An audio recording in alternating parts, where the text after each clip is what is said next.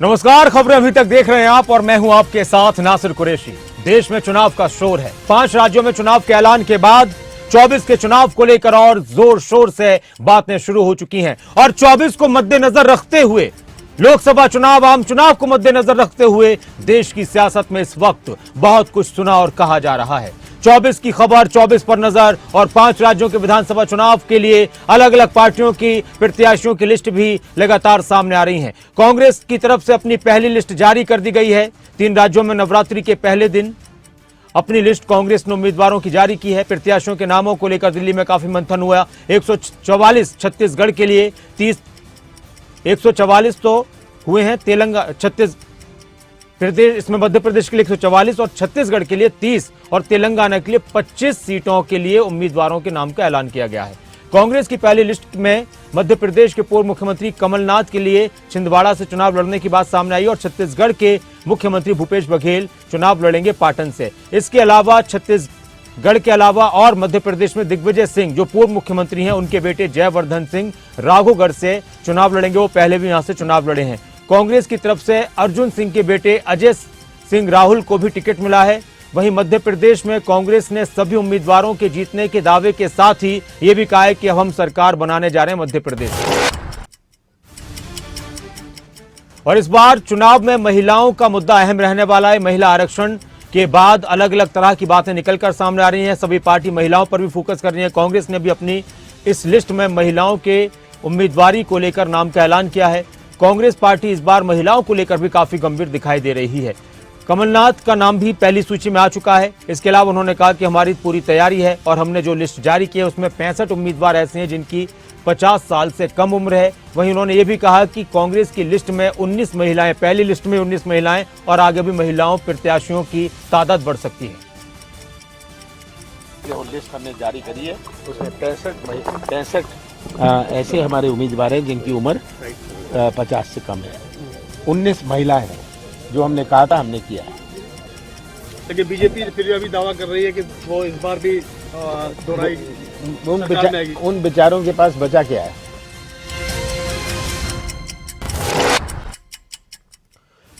कांग्रेस ने इस बार कई नए चेहरों पर दांव खेला है। ऐसे में इस बार का मुकाबला काफी खास होने वाला है। बात अगर मध्य प्रदेश के जबलपुर सीट की जाए तो चुनाव में ये सीट काफी अहम मानी जाती है और इसको लेकर कांग्रेस ने कमलनाथ सरकार में वित्त मंत्री रहे तरुण भनोट को मैदान में उतारा है।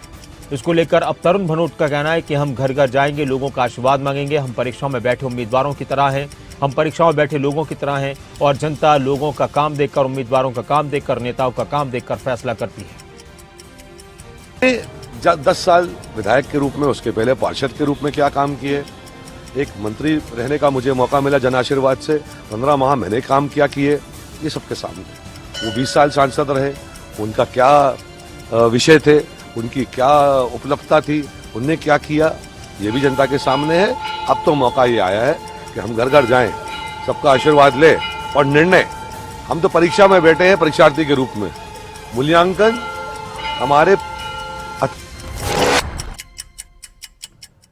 और अब जो मध्य प्रदेश के चुनाव को लेकर कांग्रेस की लिस्ट जारी हो चुकी है तो आरोप प्रत्यारोप का दौर भी जारी हो चुका है। उसी कड़ी में मध्य प्रदेश के मंत्री विश्वास सारंग ने कांग्रेस की लिस्ट पर कटाक्ष किया और कहा कि बोली फाइनल हुई। उन्होंने कहा कि बोली फाइनल हुई तो कांग्रेस की लिस्ट आ चुकी है। आगे उन्होंने कहा कि मध्य प्रदेश की जनता ने पूरा मन बनाया कि फिर से प्रदेश में बीजेपी की प्रचंड बहुमत के साथ सरकार बनी।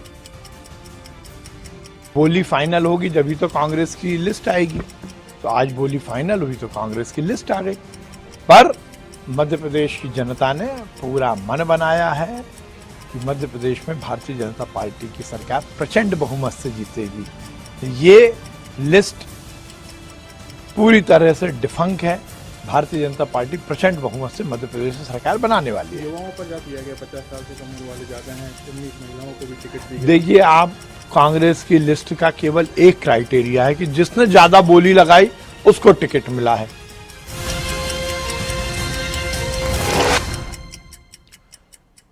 मध्य प्रदेश में कांग्रेस उम्मीदवारों की लिस्ट को लेकर बीजेपी के नेता लगातार हमला बोल रहे हैं और इसी कड़ी में अपने बयानों को लेकर चर्चा में रहने वाले बीजेपी के नेता कैलाश विजयवर्गीय ने कांग्रेस पर निशाना साधा और कहा कि कांग्रेस की लिस्ट में कुछ भी खास नहीं। इस दौरान उन्होंने ये भी कहा कि मेरे ख्याल से कांग्रेस 44 सीटों पर भी जीत हासिल नहीं कर पाएगी। उन्होंने कांग्रेस प्रत्याशियों को फ्यूज बल्ब बताया। इसके साथ ही कैलाश विजयवर्गीय ने पूर्व मुख्यमंत्री कमलनाथ पर भी जमकर हमला बोला और कहा कि कई गंभीर मामलों को लेकर कमलनाथ सवालों के घेरे में हैं। और एक बात उन्होंने अपने बयान में कांग्रेस के प्रत्याशियों को लेकर फ्यूज बल्ब की संज्ञा दी। कमलनाथ जी के बहुत सारे देश के अंदर इस प्रकार के काम हुए जिसमें समाज को बांटने वाली बात है, जिसमें 84 का दंगा भी है और अभी उसमें वो संदिग्ध परिस्थिति में है, कोर्ट में विचाराधीन है और इसलिए सिख समाज नाराज होगा ही, बाकी अन्य समाज भी नाराज है क्योंकि देश को एक तरीके से उन्होंने खतरा।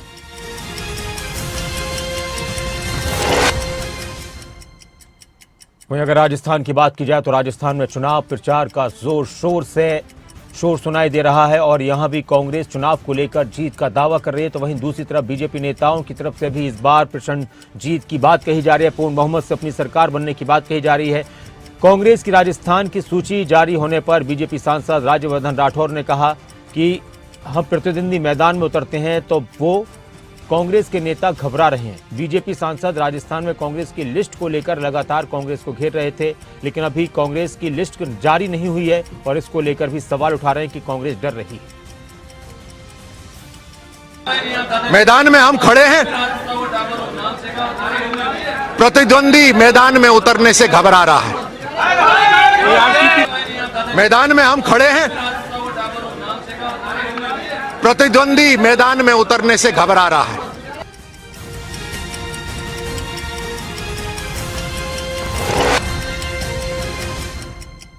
राजस्थान चुनाव को लेकर केंद्रीय मंत्री गजेंद्र सिंह शेखावत का भी नाम लगातार चर्चाओं में है। वो लगातार अपने बयानों के जरिए एक तरफ कांग्रेस को घेरने का काम कर रहे हैं तो दूसरी तरफ बीजेपी की चुनाव को लेकर जीत की पूरी तैयारी बता रहे हैं। ऐसे में केंद्र नेतृत्व को गजेंद्र सिंह शेखावत से भी काफी उम्मीद है, जिसको पूरा करने के लिए वो जोर शोर से प्रचार प्रसार में जुट चुके हैं। राजस्थान विधानसभा चुनाव में केंद्रीय मंत्री गजेंद्र सिंह शेखावत ने कहा कि मेरी कोई इच्छा महत्वाकांक्षा नहीं है, मैं पार्टी का सिपाही हूं। पार्टी मुझे कहे कि चुनाव लड़ना है तो चुनाव लड़ूंगा, पार्टी कहे कि संगठन का काम करना है तो वो करूंगा। मेरी कोई महत्वाकांक्षा, पार्टी का निर्देश, मैं तो पार्टी का सिपाही हूँ। पार्टी मुझे कहे कि आपको चुनाव लड़ना है, मैं चुनाव लड़ूंगा। पार्टी मुझे कहे आने वाले सांसद का चुनाव लड़ना है, वो लड़ूंगा। पार्टी मुझे कहे कि संगठन में काम करना है, मैं संगठन में काम करूंगा। और विचार परिवार कहे कि नहीं, यहाँ भी काम नहीं है। तो गजेंद्र सिंह शेखावत ने कह दिया कि उनकी कोई इच्छा, कोई महत्वाकांक्षा नहीं, पार्टी का आदेश जो होगा वो मैं करूंगा।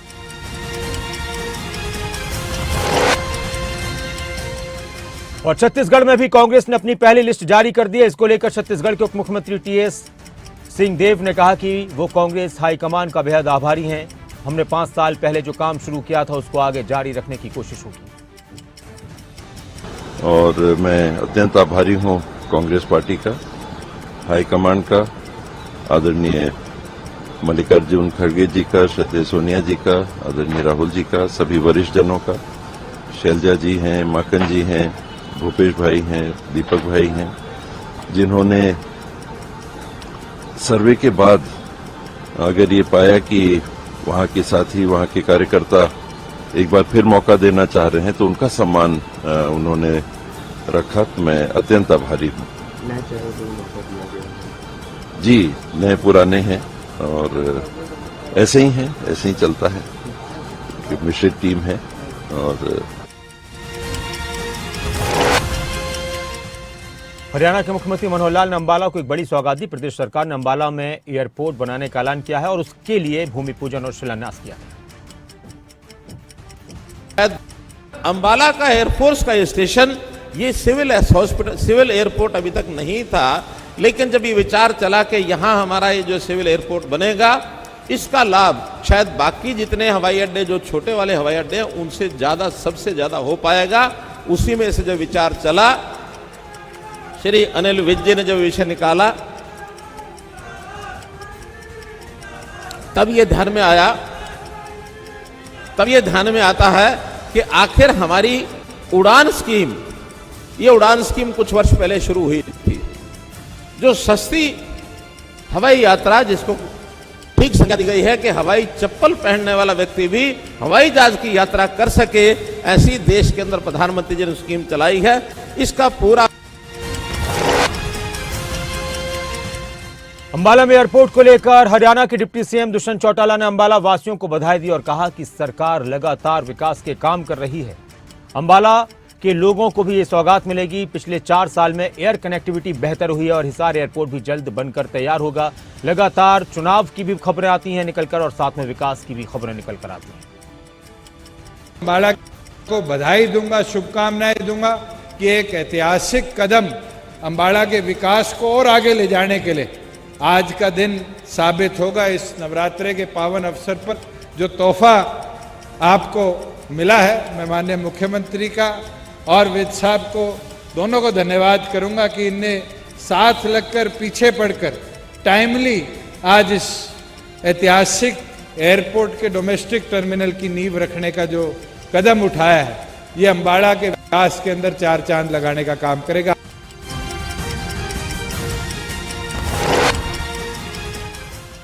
अंबाला में एयरपोर्ट के शिलान्यास और भूमि पूजन के दौरान हरियाणा के गृह मंत्री अनिल विज ने भी बयान दिया। इस दौरान उन्होंने लोगों को बधाई के साथ ही विपक्ष पर जमकर निशाना साधा और आम आदमी पार्टी को तो महाघोटालों की पार्टी बता दिया। आम आदमी के लिए अनेकों योजनाएं, आयुष्मान भारत है, जन धन योजना है, मैं उनको यह गिनाना नहीं चाहता हूं। मैं केवल एक रेफरेंस दे रहा हूं, केवल बताना चाह रहा हूं कि ये जो प्रधानमंत्री है ये आम आदमी का प्रधानमंत्री है। दूसरी पार्टियों ने ना कभी काम किया ना वो करते हैं। आज हम सत्ता में हैं, हम काम कर रहे हैं। हम विपक्ष में थे, हम तब भी काम करते थे, लेकिन हमारे विरोधियों को, चाहे वो कांग्रेस हो, चाहे वो महाघोटाला पार्टी आप पार्टी हो, उन्होंने कभी काम किया ही नहीं। ना उनको सत्ता में काम करना आता है, ना नारायणगढ़ के शहजादपुर में जनसंवाद कार्यक्रम का आयोजन किया गया। इस दौरान मुख्यमंत्री मनोहर लाल ने लोगों की समस्याएं सुनी और बहुत सारे लोगों की समस्याओं का समाधान मौके पर ही कर दिया। सिर्फ 10 दिन के बाद 9 साल पूरे हो जाएंगे, तो 9 सालों में काम का अगर विचार करेंगे, क्योंकि यहाँ आपके प्रमुख नेता नहीं आए हैं, कोई नहीं तो बताते, मेरे हिसाब से हर इलाके में जो काम हमारे पास आया है, जिसने भी कोई हमको फरियाद लगाई है, दिया है, कोई काम छोड़ा नहीं है। हाँ, बहुत बड़े काम तो बजट के कारण से छूट सकते हैं, छोटे काम नहीं छूटते हैं। और हमने जितने भी काम हैं, अगर सबका हिसाब लगाए तो पिछली जो 10 साल पहले की सरकार 10 साल तक वो चली थी, हमने 9 सालों में उनसे डबल काम कराए हैं, कम नहीं कराए हैं। आपके इलाके में भी कितने हुए हैं उसका एग्जैक्ट हिसाब तो मेरे पास नहीं है। आपका कोई नेता होगा वो जरूर हिसाब लगाता होगा। और दूसरी बात, डबल ही नहीं कराए बल्कि उन पर पैसा भी। बीजेपी ने 2024 के लिए चुनाव को लेकर कमर कस ली और इसी को लेकर पृथला में भी पन्ना प्रमुख सम्मेलन का आयोजन किया गया। इस दौरान बीजेपी अध्यक्ष, हरियाणा बीजेपी के अध्यक्ष ओपी धनखड़ ने कहा कि हम पूरी तरह से तैयार हैं 2024 को लेकर। और भारतीय जनता पार्टी का कैडर अब हर 15 परिवारों पर एक कार्यकर्ता खड़ा हो गया है, जो भारतीय जनता पार्टी की बड़ी स्ट्रेंथ है। जो मिशन 2024 में वो सफलता के बड़े आयाम जो है वो स्थापित करेगा। और उससे के साथ साथ जहां मोदी जी की मैक्रो लेवल की जो उपलब्धियां हैं, देश की अर्थव्यवस्था मजबूत हुई है, देश का सैनिकीकरण मजबूत हुआ है, जिसके बारे में कहे मेक इन इंडिया और मेड इन इंडिया का भारत हब बना है, चाहे मोबाइल हैं, चाहे गाड़ियां हैं, चाहे मेडिसिन्स हैं, हम दुनिया की फार्मेसी बने हैं। और अंतिम व्यक्ति तक जिस तरह से शौचालय, घर में नल से जल, उज्ज्वला की सस्ती गैस, ये सब चीज़ें जो पहुंची हैं, टीकाकरण हुआ है, 80 करोड़ परिवारों को जो अन्न मिला है, और कार्यकर्ताओं के सामर्थ्य के साथ भारतीय जनता पार्टी मिशन 2। छत्तीसगढ़ में कांग्रेस की लिस्ट को लेकर अब बीजेपी की तरफ से लगातार निशाना साधा जा रहा है और इसी को लेकर छत्तीसगढ़ के पूर्व मुख्यमंत्री रमन सिंह का भी बयान सामने आया। उन्होंने कहा कि मुकाबला बीजेपी और कांग्रेस का ही होता है, ये सीधी लड़ाई है। बीजेपी को चुनाव जीतना है, कांग्रेस के खिलाफ लड़ना है, प्रत्याशी कोई भी हो, गिरीश देगवन हो या कोई और हो, कोई फर्क नहीं पड़ता। दरअसल कांग्रेस ने छत्तीसगढ़ में चुनाव को लेकर अपने कई दिग्गजों को मैदान में उतारा है और इसी के साथ कांग्रेस की लिस्ट पर, उनके उम्मीदवारों पर लगातार बीजेपी के नेताओं की तरफ से कटाक्ष भी किया जा रहा है। साथ में बीजेपी के नेता छत्तीसगढ़ में इस बार अपनी जीत का दावा कर रहे हैं। कुछ प्रत्याशी सामने आए हैं। निश्चित रूप से मुकाबला भारतीय जनता पार्टी और कांग्रेस का ही होता है और सीधी लड़ाई है। डॉक्टर साहब, यहाँ राजनांदगांव सीट से गिरीश देवांगन को टिकट दिया गया है, क्या लगता है? भारतीय जनता पार्टी को चुनाव जीतना है, कांग्रेस के खिलाफ लड़ना है।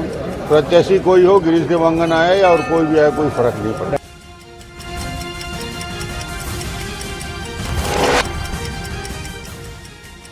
चुनाव इस साल 5 राज्यों के विधानसभा का हो या फिर अगले साल लोकसभा का चुनाव हो, हरियाणा विधानसभा का चुनाव हो, बीजेपी के नेताओं की तरफ से हर चुनाव में अपनी जीत को लेकर दावा किया जा रहा है। बीजेपी सांसद जो रोहतक से सांसद हैं अरविंद शर्मा, उनका भी बयान आया। उन्होंने कहा कि विधानसभा चुनाव में भारी बहुमत से बीजेपी जीत दर्ज करेगी। चुनाव खत्म होते ही सेवा ही संकल्प के नारे के साथ भाजपा अगले चुनाव की तैयारी में जुट जाती है और बीजेपी हर चुनाव को बहुत गंभीरता से लेती है। एक बार फिर उन्होंने कहा कि बीजेपी आने वाले वक्त में इन सभी राज्यों में सरकार बनाने जा रही है। देखो, भारतीय जनता पार्टी शुरू से ही जिस दिन से चुनाव खत्म करती है, सरकार बनती है, उसी दिन से काम में लगती है सेवा ही संगठन के तरीके से। और मुझे पूरी उम्मीद है मोदी जी के नेतृत्व में 5 राज्यों के चुनाव में भारतीय जनता पार्टी को जीत हासिल होगी। तो बीजेपी नेताओं का दावा कि हर राज्य में वो चुनाव में जीत हासिल करेंगे।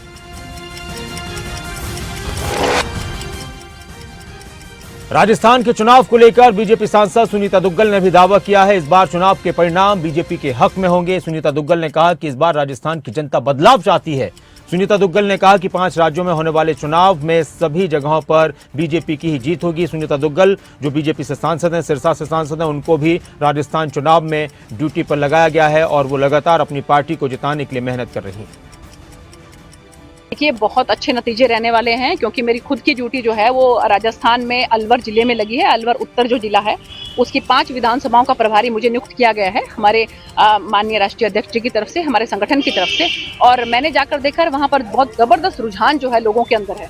और आप ये देखिए कि टिकट्स के लिए ही इतनी मारामारी हो रखी है जबरदस्त वहाँ पर, लेकिन संगठन के जो लोग हैं वो सब बड़ा आपस में कंधे से कंधा मिलाकर मेहनत कर रहे हैं। और मुझे पूरी उम्मीद है कि राजस्थान में भी, मध्य प्रदेश में भी, छत्तीसगढ़ में भी, तेलंगाना में भी, मिजोरम में भी, 5 राज्यों के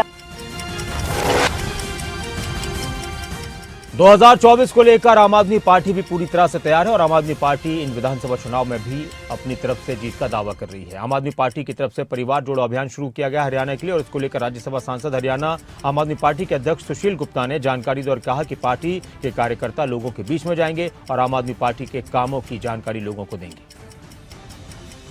तारीख को परिवार जोड़ो अभियान शुरू किया था।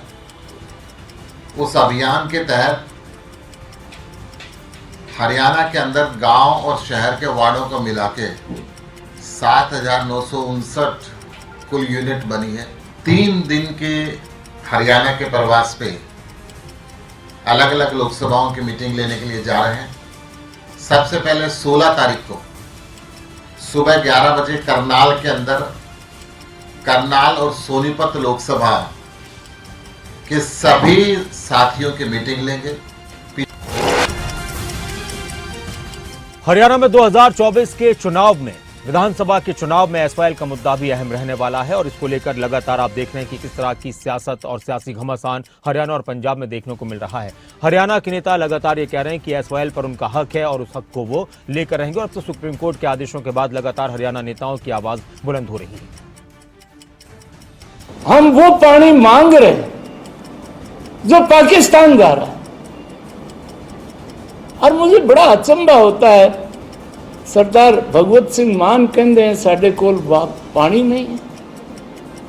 और मान साहब, तुसी अपनी पुरानी गल्लां नूं छड्डो यार। तुसी चढ़े हुए मुख्यमंत्री हो पंजाब दे, तुसी बॉर्डर स्टेट दे मुख्यमंत्री हो। तुहाडे होंदे यहाँ अमृतपाल अजनाला थाना तू किवें चला गया? तुसी ओदी चिंता करो। मुख्यमंत्री होके और चुनाव के शोर के बीच पार्टियों का बदलना नेताओं की तरफ से शुरू हो जाता है। कभी किसी पार्टी के नेता दूसरी पार्टी में चले जाते हैं, अपनी पार्टी में रहते हुए वो कहते हैं कि उनके विचार नहीं मिल रहे थे। इस तरह की बातें होती हैं और अब इस तरह का सिलसिला हरियाणा में भी देखा जा रहा है। लगातार 2024 के चुनाव से पहले जेजेपी को गुरुग्राम में एक झटका लगा। बादशाहपुर के काफी कार्यकर्ता बीजेपी में शामिल हुए। बीजेपी में इन सभी जेजेपी के कार्यकर्ताओं को, नेताओं को बीजेपी प्रदेश अध्यक्ष ओपी धनखड़ ने पार्टी में शामिल कराया। बीजेपी में शामिल होने वाले कार्यकर्ताओं को उन्होंने बधाई दी और ये सभी कार्यकर्ता बादशाहपुर विधानसभा से हैं। इनको लेकर ओपी धनखड़ का कहना है कि बीजेपी में लोगों का विश्वास बढ़ रहा है। उन्होंने कहा कि बीजेपी में लगातार दूसरी पार्टियों के नेता शामिल हो रहे हैं। जनता पार्टी के भी बीजेपी में ज्वाइन किए हैं नरेंद्र गहलोत जी, और हमारे गुड़गांव के भी कुछ साथी, उनका भी अभिनंदन करता हूँ। आज भारतीय जनता पार्टी में ज्वाइन करने वाले कार्यकर्ताओं के फोटोग्राफ्स आपने भी लिए हैं। सैकड़ों की संख्या में आज जो है भारतीय जनता पार्टी। हरियाणा कांग्रेस संगठन को लेकर लगातार चर्चाएं चल रही हैं। एक तरफ कांग्रेस के नेताओं की तरफ से बयान आते हैं कि उनका संगठन तैयार है, पार्टी मजबूत है, तो दूसरी तरफ विरोधी पार्टियों के नेता लगातार कांग्रेस को संगठन न बन पाने पर घेरते हैं। ओपी धनखड़ ने भी इस मामले पर प्रतिक्रिया दी। उन्होंने कहा कि कांग्रेस की अंतर्कलह की वजह से कांग्रेस का संगठन नहीं बन पा रहा। देखिए, कांग्रेस की अंतर्कलह है क्योंकि अशोक तंवर जी को उन्होंने लठिया के उतारा, शैलजा जी को बॉडी नहीं बनाने दी। उदय भांजे भी इतनी बार कह चुके कि शायद अब उन्होंने कहना ही बंद कर दिया कब आ रही है कब आ रही है। तो ये कांग्रेस की अंतर्कलह है जिसके कारण से वो अपना संगठनात्मक काम खड़ा नहीं कर पा रहे और बीजेपी नीचे तक खड़ी है। तो कांग्रेस में ये अंतर्कलह भी योजनापूर्वक मैं कहूँगा कि कुछ लोगों ने अपनी राजनीति स्थापित करने के लिए बाकियों को परे करने का काम किया। जैसे सुरजेवाले को जयपुर जी से लड़ना पड़ा, शैलजा जी को राज्यसभा नहीं मिल पाई, राव इंद्रजीत सिंह जी। जाति आधारित जनगणना पर राजनीति जारी है। ऐसे में हिमाचल प्रदेश के पूर्व मुख्यमंत्री और नेता प्रतिपक्ष जयराम ठाकुर ने बयान दिया और कहा कि जब चुनाव करीब आते हैं तो कांग्रेस ऐसे मुद्दे ढूंढने की कोशिश करती है जिससे उसे राजनीतिक फायदा मिल सके।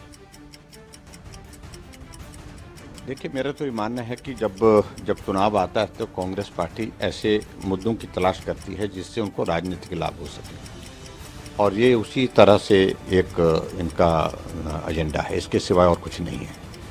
और मेरा ये मानना है कि जिस प्रकार से ये इस मुद्दे को उठाने की कोशिश कर रहे हैं, इनको पहले यही स्पष्ट होना चाहिए कि सेंसस अगर होता है तो केंद्र सरकार करती है, और जो सर्वे की बात कह रहे हैं तो सर्वे करने की बात है, लेकिन उससे लाभ क्या होगा? सिर्फ लाभ से राजनीतिक दृष्टि से सोच रहे हैं, लेकिन इससे समाज में बहुत बड़ा डिवीजन होता है। और हिमाचल में अभी आपदा को लेकर सियासत जारी है। आपदा राशि को लेकर सियासत थम नहीं रही। कांग्रेस इसको लेकर बीजेपी पर निशाना साध रही, तो वहीं बीजेपी की तरफ से इसे एक सरकार की विफलता बताया जा रहा है। पूर्व मुख्यमंत्री जयराम ठाकुर ने एक बार फिर आपदा को लेकर हिमाचल सरकार पर निशाना साधा। और उसके अतिरिक्त 400 करोड़ रुपए की सीआरएफ का पैसा, 2700 करोड़ रुपए हिमाचल प्रदेश में प्रधानमंत्री ग्राम सड़क योजना के अंतर्गत पैसा, तो मदद तो मिली है, लेकिन उसके बावजूद उन्होंने तय कर दिया कि हमको ये नहीं मानना है। तो मत माने, लेकिन हिमाचल की जनता अच्छी तरह से मानती है। आज हिमाचल प्रदेश में मुख्यमंत्री जो पैकेज की घोषणा की है, उस पैकेज में सारी चीज़ें तो वही है। केंद्र का पैसा है, वो भी उसमें शामिल किया है, और केंद्र से मनरेगा का पैसा 1000 करोड़ रुपए वो भी उसमें शामिल है। और पैकेज की वाहवाही ले रहे हैं कि जैसे कि पता नहीं उन्होंने अपनी स्टेट बजट की ओर से कॉन्ट्रीब्यूशन किया उसमें। ये बात को स्पष्ट करना चाहिए मुख्यमंत्री को। इसलिए हिमाचल प्रदेश में पौड़ी में कांग्रेस नेता मनीष खंडूरी ने राज्य और केंद्र सरकार पर निशाना साधा और कहा कि डबल इंजन की सरकार में क्षेत्रीय सांसद और पौड़ी लोकसभा के अंतर्गत आने वाली सभी विधानसभा सीटों से बीजेपी विधायकों के लिए एक बड़ा मौका था, लेकिन उन्होंने अपने क्षेत्र के लिए कुछ भी नहीं किया। मैं 2019 के पूर्व प्रत्याशी होने के तहत मैंने 5 दिवसीय दौरा किया है गढ़वाल लोकसभा क्षेत्र का। इसमें जो कमियां देखने को मिली हैं वो एक तरह से केंद्रीय स्तर की कमियां हैं और राज्य स्तर की भी कमियां हैं। एक एक ज़िला में देख लीजिए, और मैं उदाहरण कर दूंगा। जैसे पौड़ी में देखिए तो अस्पताल की जो पीपीपी जो हुआ है, जो पहले था वो अभी भी है। अतिक्रमण की परेशानियाँ आपको हर जगह मिल रही हैं, रुद्रप्रयाग में मिल रही हैं, कर्णप्रयाग में मिल रही हैं। पानी की परेशानी देख लीजिए, चोपता में, देवप्रयाग में है। केदारनाथ के मुद्दे अभी भी बहुत ही ज्वलंत हैं, जो सोने का मुद्दा है। आप रोड्स की हालत देख लीजिए, देवप्रयाग से पौड़ी वाली रोड है, या फिर वो 13,000 किलोमीटर की 13,000 करोड़ की जो रोड बनी है देवप्रयाग से लेकर ऊपर तक ऑल वेदर रोड, वो भी बहुत खराब हो चुकी है।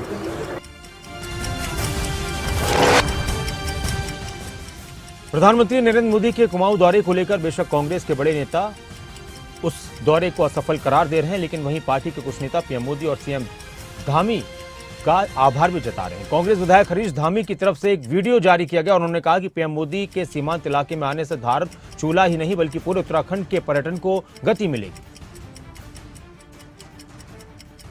माननीय प्रधानमंत्री नरेंद्र मोदी जी का बहुत बहुत धन्यवाद करता हूं, और साथ ही माननीय मुख्यमंत्री जी का धन्यवाद करता हूं कि आपने दूरस्थ क्षेत्र हमारा जो है आदि कैलाश और गुंजे जैसे क्षेत्र का भ्रमण किया, जिससे निश्चित तौर पर केवल धारचूला विधानसभा को ही नहीं पूरे उत्तराखंड को पर्यटन की दृष्टि से बहुत ज्यादा जो है इसका फायदा मिलेगा।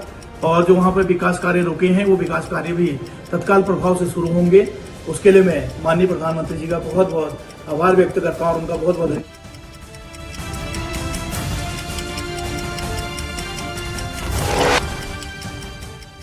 और फिलहाल एक छोटे से ब्रेक ले रुकते हैं। खबरों अभी तक पर लगातार खबरों का सिलसिला जारी है। आप बने रहें खबरों अभी तक के साथ। नमस्कार।